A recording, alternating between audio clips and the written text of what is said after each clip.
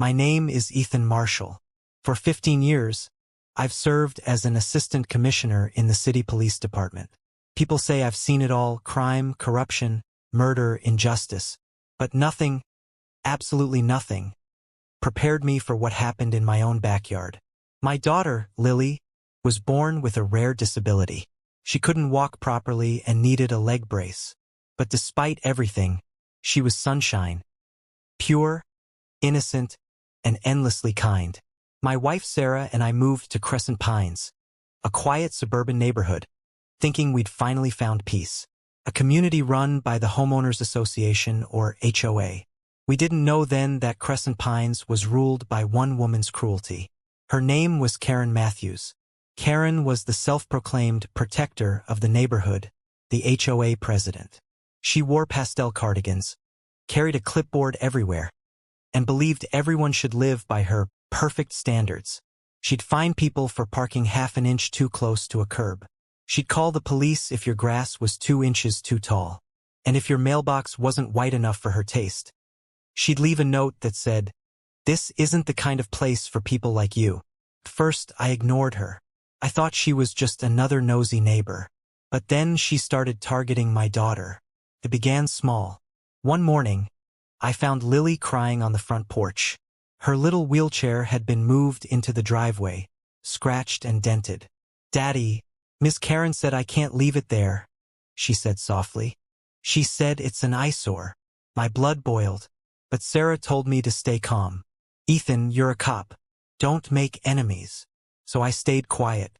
Karen didn't stop there. She began whispering to other residents. I could see their glances when I walked outside. I heard things like, "His daughter's weird. She shouldn't be out front like that. This isn't a hospital. It's a neighborhood." Every HOA meeting became a war zone. Karen would complain about noise, even though Lily barely spoke above a whisper. She'd claim our lawn was non-compliant, even though I kept it perfect. One night, I found a note taped to Lily's bedroom window. "Keep your crippled kid inside. People move here for peace, not pity." I clenched that paper until it tore in my fist. That night, I filed an anonymous complaint to the city council about the HOA's discrimination. I thought maybe that would calm her down. It didn't. It made everything worse. It was a sunny Saturday morning. Sarah was visiting her sister in another city, and I was catching up on paperwork in my home office. Lily was in the backyard, coloring under her favorite oak tree, the one with the swing her grandfather built. I remember hearing her laughter, then silence. At first, I thought she'd gone inside, but when I called her name, no answer came. Then came the scream from a neighbor across the fence. I ran outside barefoot, heart hammering in my chest.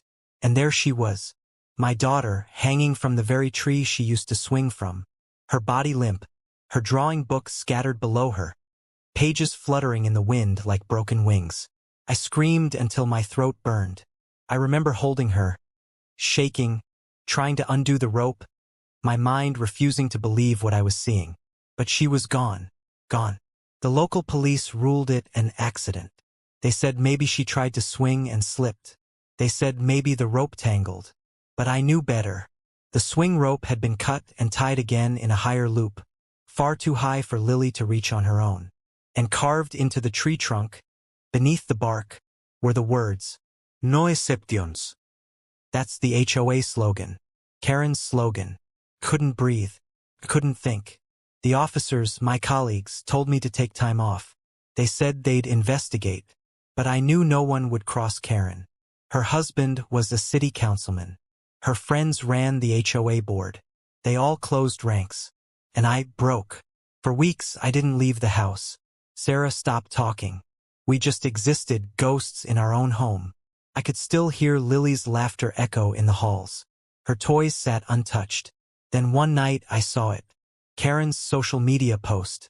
She'd posted a photo of the same oak tree, cleaned up, rope gone, with the caption, "Some people finally learning to keep their mess out of our neighborhood nail polish #HOA Pride."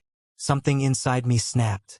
That night, I opened the locked drawer in my office, the one I hadn't touched in years. Inside was my badge, my service weapon, and a flash drive full of old surveillance tools. I wasn't just Ethan, the grieving father. I was Assistant Commissioner Marshall, the man who'd taken down gangs, drug lords, and corrupt politicians. And I was about to use every ounce of that power.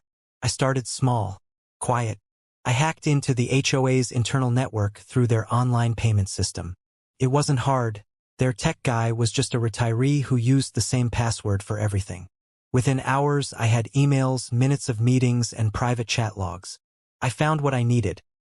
Proof that Karen had been harassing families for years, targeting minorities, disabled people, and anyone who didn't fit her perfect image. But what made my blood run cold was a message sent 2 hours before Lily died. Karen had texted one of the HOA board members. "That little girl keeps using the yard.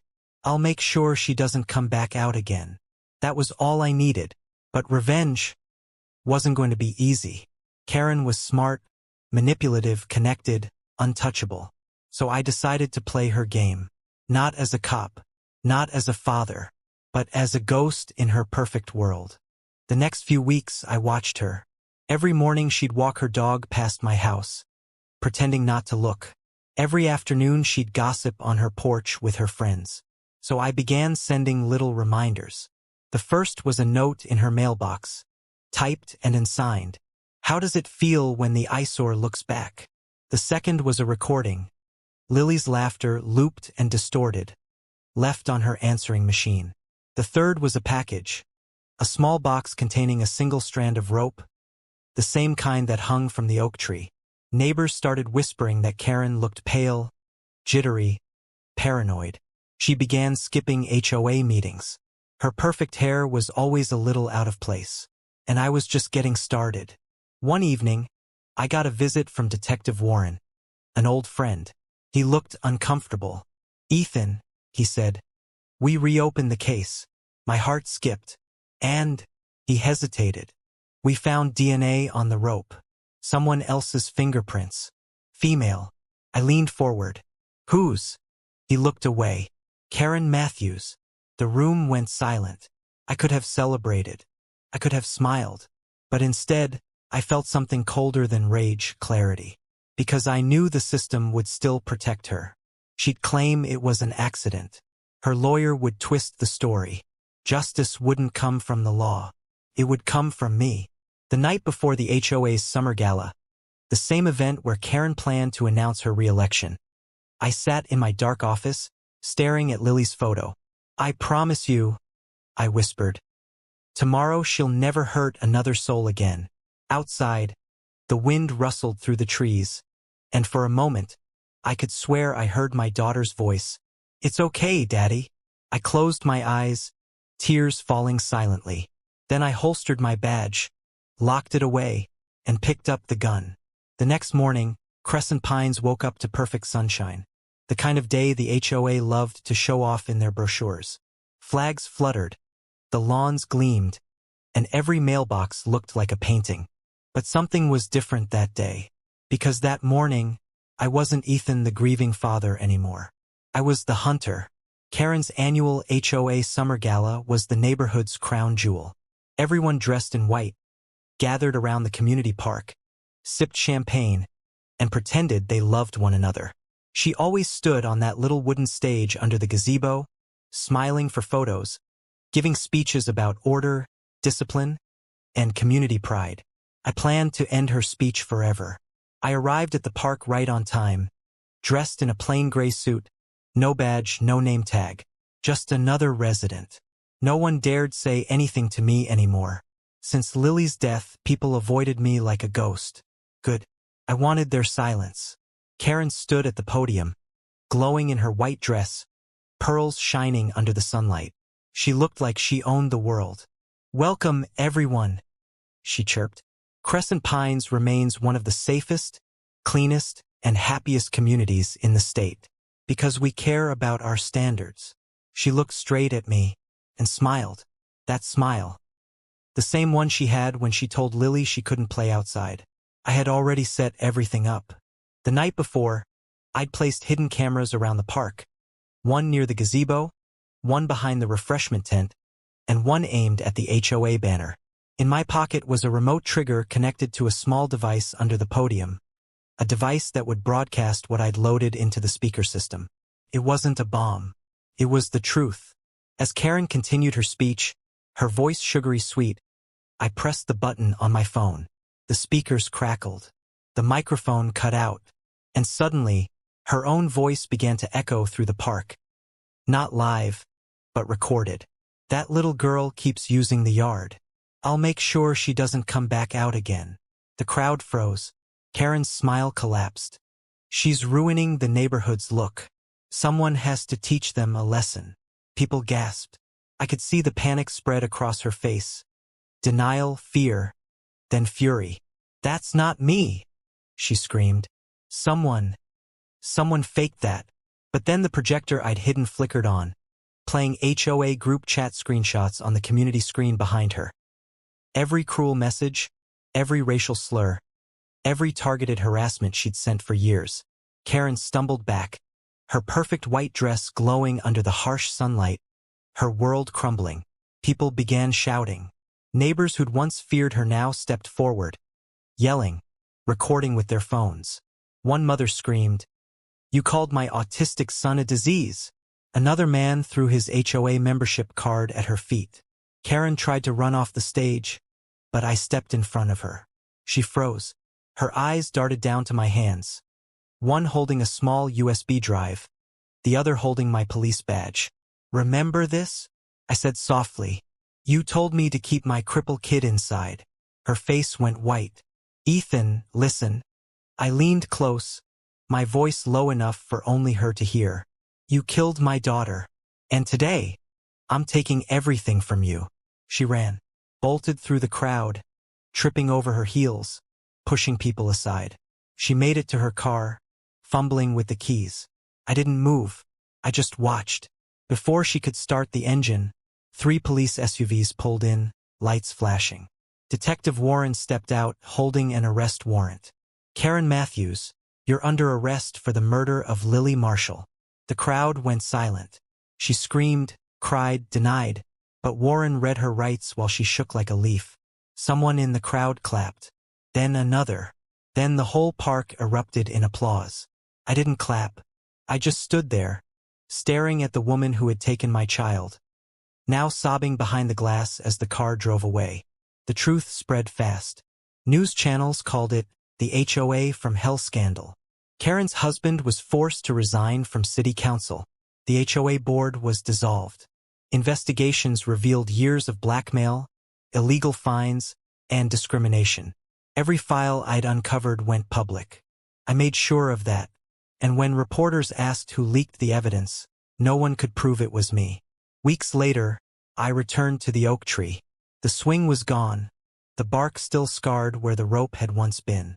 I placed a small wooden plaque at its base. For Lily, the only innocent soul this place ever saw. Sarah knelt beside me, tears falling silently. We didn't speak. We didn't have to. For the first time in months, I felt peace. Not happiness, not forgiveness, but peace. Months passed. Then one day, Detective Warren called me again. "Ethan," he said, "you might want to hear this." He played a clip, a prison recording. Karen's voice, shaking and terrified. "I see her every night. That little girl. She's there, in the corner of my cell, smiling. She doesn't blink. She just whispers, 'No exceptions.'" Warren paused the recording. "She's been losing it, man." I didn't say anything, because I'd heard that same whisper, too. Sometimes in my dreams, sometimes in the quiet between breaths. Maybe Lily wasn't gone. Maybe she was making sure justice never slept again. After everything, I requested retirement. The department didn't argue. They called me a hero, though I never felt like one. I bought a cabin far from the city, surrounded by trees, quiet, peaceful. One evening, as I watched the sunset, I heard laughter. Soft, distant like wind chimes. I turned, and for just a moment, I saw her, Lily, sitting under a tree, her drawing book open, smiling at me. Then she faded, like sunlight through fog. But I smiled back anyway. A new family moved into our old house in Crescent Pines. A young couple with a little girl who also used a leg brace. The neighbors welcomed them warmly this time. There was no HOA anymore, no rules, no Karen, no cruelty. Sometimes, I drive by quietly, just to see them laughing in the yard. The oak tree still stands, and someone's hung a new swing there. Every time it sways, the wind carries a soft whisper through the branches. It's okay, Daddy. And I know my daughter is free. 2 weeks after Karen's death in prison. Yes, death.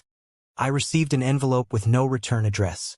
Inside was a short handwritten note. You were right. I couldn't escape her. I saw her every night. Tell Lily I'm sorry. KMI burned the letter. Some ghosts don't deserve forgiveness. I often tell myself justice has many faces. Sometimes it wears a badge. Sometimes it wears grief. But true justice? It comes when the guilty finally meet their reflection. Karen looked into hers and found a rope.